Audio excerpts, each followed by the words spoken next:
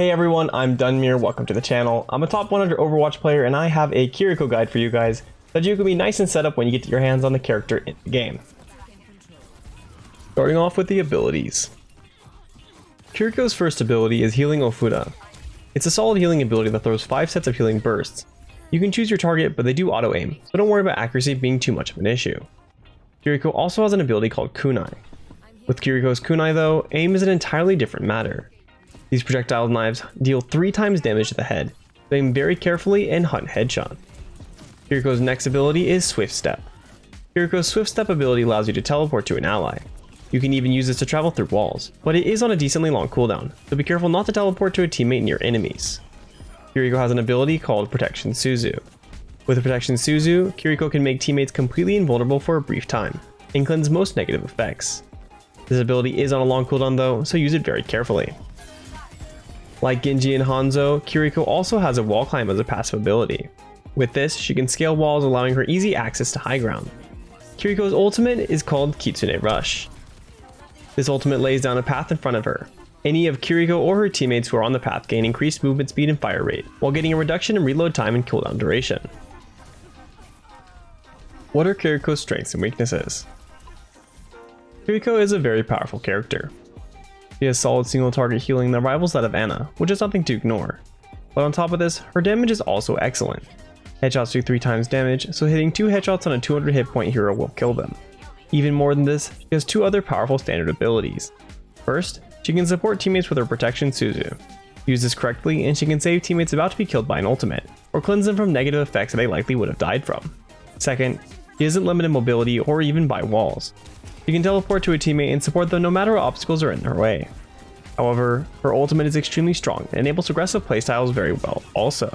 With some communication, you can coordinate a very powerful push. You'll have increased attack speed, movement speed, while also having lower reload time and cooldown time, so you can frag out very hard during the ultimate and spam your cooldowns. Kiriko isn't perfect though, but doesn't have issues with any size maps, or maps with many high grounds. However, she is very dependent on her team. As her teleport ability can only be used on a teammate, her positioning is quite dependent on them. Of course, she can climb the high grounds with her wall climb, but this doesn't really help her with horizontal movement.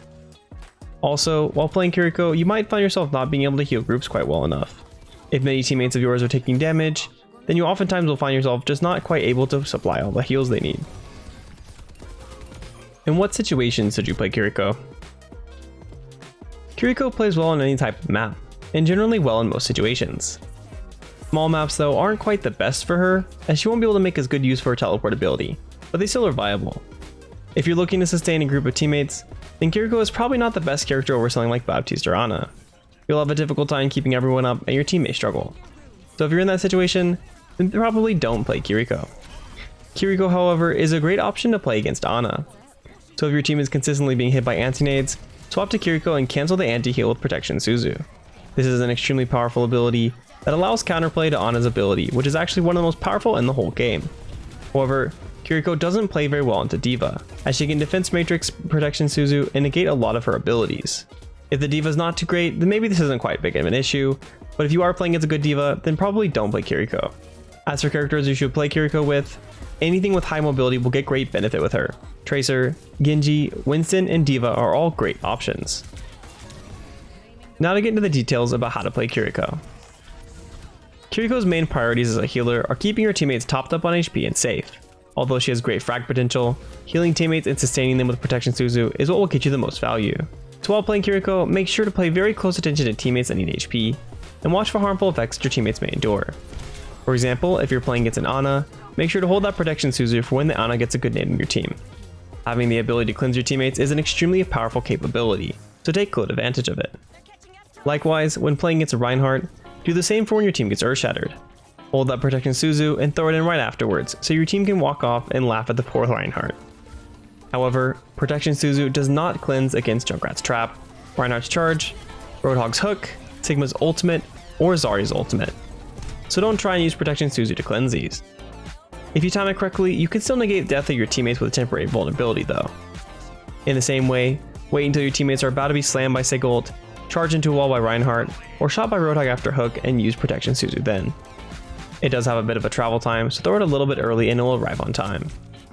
Even though it's very important for Kiriko to save her teammates, she won't be able to protect them if she's dead. So make sure to be very careful with how you use your teleport ability. It's on a relatively short cooldown, but you won't be able to jump in too aggressively with it. Jump in with an aggressive teammate and you likely won't live long enough to escape, so avoid using it without a specific plan. Additionally, if you use it too frequently and get caught up by a flanker when it's not available, you can be an easy kill. So only use it when it's necessary and you don't expect to put yourself in a vulnerable situation afterwards. Very specifically, don't try and save all your teammates with it. If somebody on your team is off feeding and you dash onto them to save them, they often will die before you arrive, or shortly after you do, leaving you to face off against the enemy that just killed your buddy. While playing Kiriko, you need to value your life, or you'll die too often to be of good use to your team. Even though Kiriko should be mainly focused on supporting your teammates, her damage is incredible and should be used effectively. As the headshot deals 3 times damage, you should always aim for the head.